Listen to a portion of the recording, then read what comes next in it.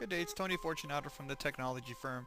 Today I thought I'd run you through a basic troubleshooting exercise. In this example we've got a ATA connected to good old phone, which is in turn connected to my Cisco switch.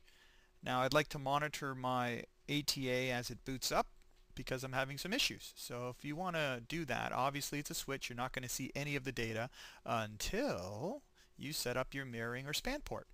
So that's what we're going to run through right now. So a couple of things we need to get straight. Obviously the IP address of the switch is always good to have, unless you use a console port, obviously.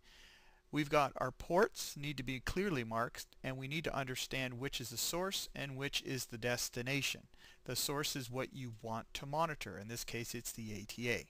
The destination is what we will monitor with. In my case it's going to be simple old Wireshark.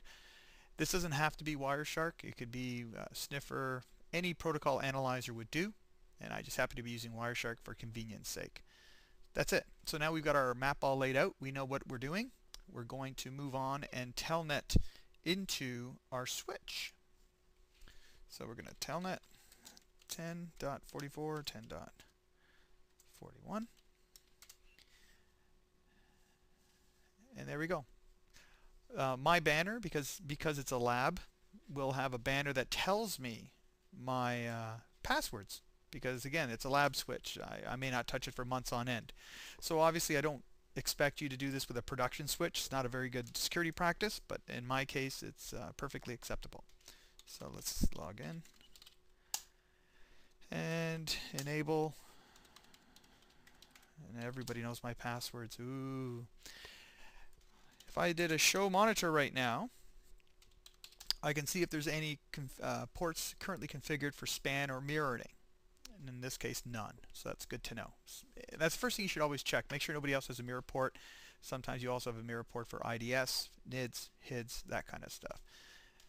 I'm going to configure T, and just like a baking show, I've pre-baked my commands. I'm going to copy them, and I'm going to paste them. There we go. So the syntax is quite simple. Monitor session, give it a number. In my case I just chose 1. It's any random number you like. Source indicates the source port. And again that was port 4. So fast Ethernet 4. The destination port is going to be me, port number 1. Now if I do this correctly, believe it or not, I will lose my connection to the switch, because the destination port now is used for monitoring only. There are notes out there explaining things about egress commands and syntax to help around it. I've always had trouble with it, so I'm going to skip that part. I'm just going to show you how to do the basics. In my example, I've got a wired connection and a wireless connection on my laptop. So as soon as the wired connection gets dropped, I'll still be able to get back in with my wireless connection. So here we go. Enter. And oops, I made a typo. There we go. So now as you can see, I'm hitting enter and it's frozen, it's cut off. So I've got two options. I can wait for this to time out, or I can just simply open another command prompt, which is what I'm going to do.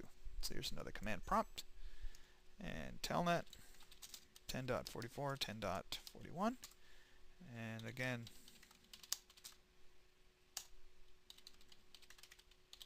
show monitor. Now you can see.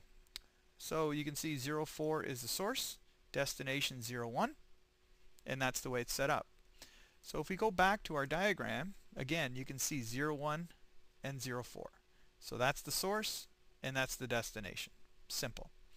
Let's move on to Wireshark. So if I go to my Wireshark trace file, you'll see I'm currently capturing.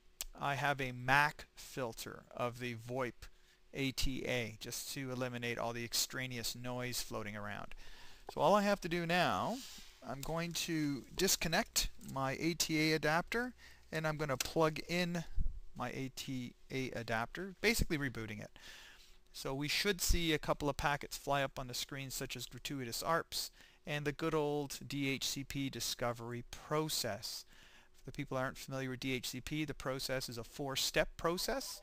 And I always, oh, that's the ATA calling my phone doing a test ring. So obviously it worked. Here we go. So there's our trace file. And as I said, there's a gratuitous ARP and there's DHCP. So I was saying DHCP process is really simple. Named after my mother, believe it or not. D-O-R-A, Dora. Discover, offer, request, and acknowledge. So you can see it. DHCP, and then so on and so on and so on. So that's how you do it. Hope that helps. Have a good day. Bye for now.